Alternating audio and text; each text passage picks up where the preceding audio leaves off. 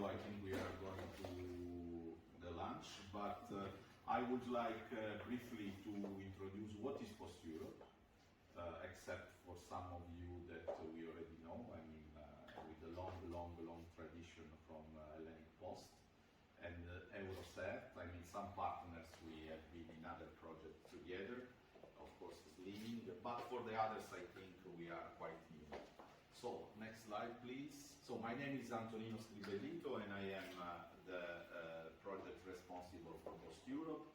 Of course, all the projects, they are not done only by me, but there is the two columns that you can see there, Athens and Angelo Aldoni, that are supporting me. And after you will see all the composition of the PostEurop HQ. This is a really more informal way, because we are going to manage all your rights for photo, for video, for and it's quite something serious in Brussels. There is a lot of fine, and we do not want to go in bankrupt in PostEurop because we are not following the GDPR.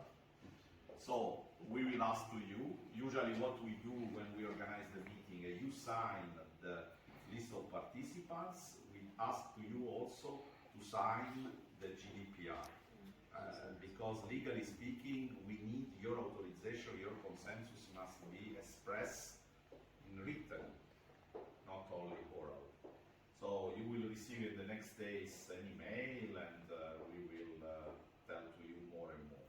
For now, you will see that, for instance, Vaca Sanjo, they are doing some photos, so we assume that for this kickoff meeting, you will give our authorization, again, written by mail. And also in the future, we will do also video, because we will have a YouTube channel. So when you will present something, we will do the video, and we will put also on YouTube. So be prepared, I mean, about this long trip in the communication journey. So, PostEurop. We are 53 postal operators. I mean, everybody here are one operator. I mean, it's Post. I mean, in Ireland, we have in Greece, we have, it's all Europe. But is Europe not all European Union? It's geographical Europe. So we are also Kazakhstan, Turkey, may say also Russia, Belarus. Okay, now they are in condition to be suspended for the usual situation, but they are still member of PostEurop. There is Iceland, there is, I mean, it's really, we are 53 because in Bosnia and Herzegovina you have 3 postal operators. You have Banja Luka, you have Mostar, and you have Sarajevo for the Dayton Agreement in 1995. You have who we are. We are the universal service provider. This does not mean that we are all public companies. No. We are just who is obliged to deliver in all pits, and they can run when they want. Yesterday was very interesting. We were in the taxi, and I asked how many millions of inhabitants has Athens, because it's a huge one. There are 2 taxi drivers. One said 5 million, another 6 million. But okay, I mean that is the size.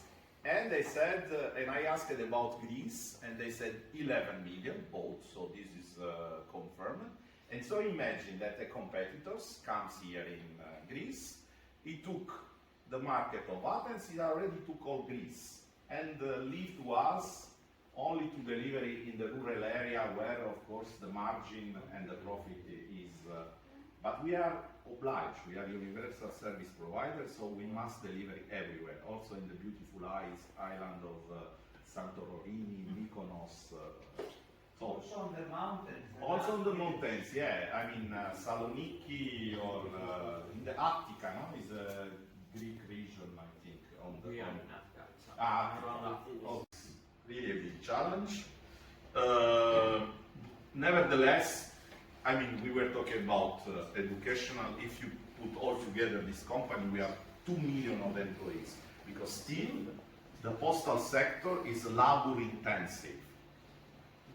If you compare to other sectors, really lots. So for you that you are vocational training, we say suppliers, let's say that we are the end users, it's one of the most attractive, I think, also for you. Because 2 million, also for the European Commission, when we go, for instance, social dialogue with the trade unions, we have in Brussels an excellent platform where we are working together with the trade unions. So every day we have 8 million of consumers and 60 billion of items per year. Of course, like before when we were, I asked you when was last time you write a letter? Maybe nobody. You are not anymore writing letters. There is no romantic people in the postcard. But of course, if I ask when was last time you buy a parcel on the website, everybody is still. So the e-commerce is skyrocketing. For us, it's great because I mean one of our bigger postal operators, Deutsche Post, announced last year, the CEO, that was ever in the story the profit with e-commerce due to the COVID, because the lockdown, people, they were ordering. Of course, the margin is different, because the profit that we made on the letter is still higher than a parcel. A parcel costs more and more to handling a parcel than a letter. Okay, so just to give you, this is some key European postal industry figures that I have. Here you can recognize the logos of all the, here is ELTA, and after there is Ireland, there is Costa Romana, so really even Vatican, the small one, Malta, and of course the biggest one for size like Deutsche Post, La Poste France, Royal Mail, Poste Italiane, I mean San Marino Post. So it's really all the post in Europe. Next slide, please. So this is the structure of the PostEurop.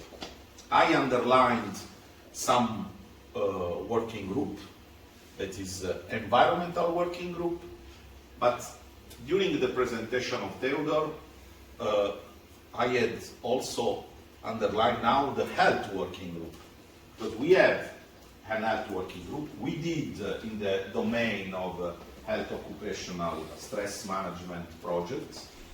So maybe in the future, why not? We should also realize something with the health. We have been also excellent cooperation with the OSHA. The campaign, I've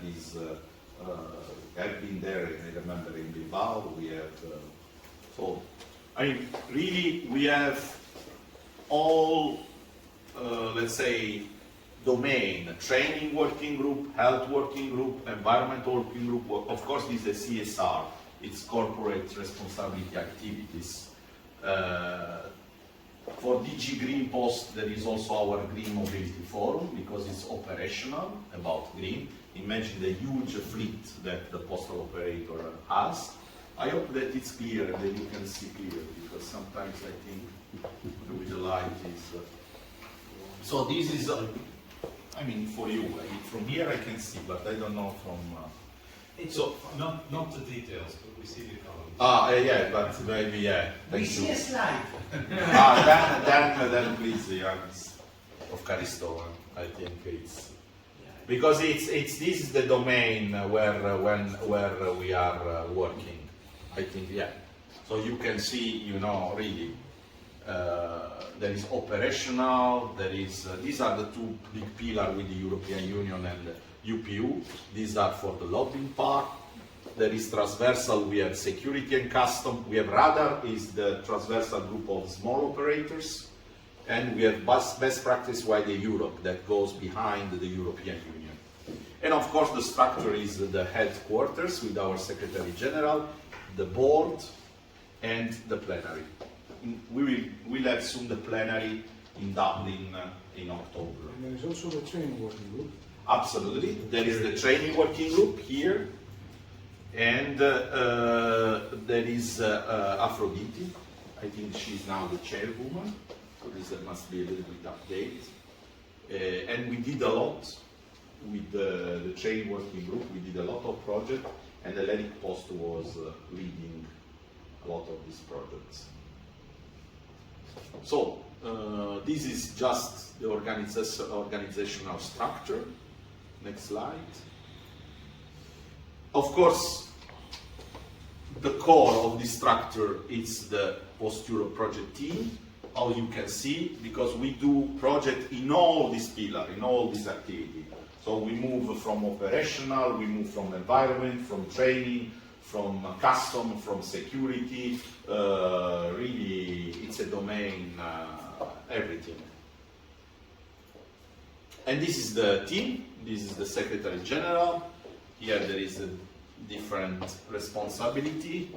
There is administration, operational, project, communication, and after all the support. But of course we are integrating teams, so sometimes we work also not in structural way, but we support each other in different areas.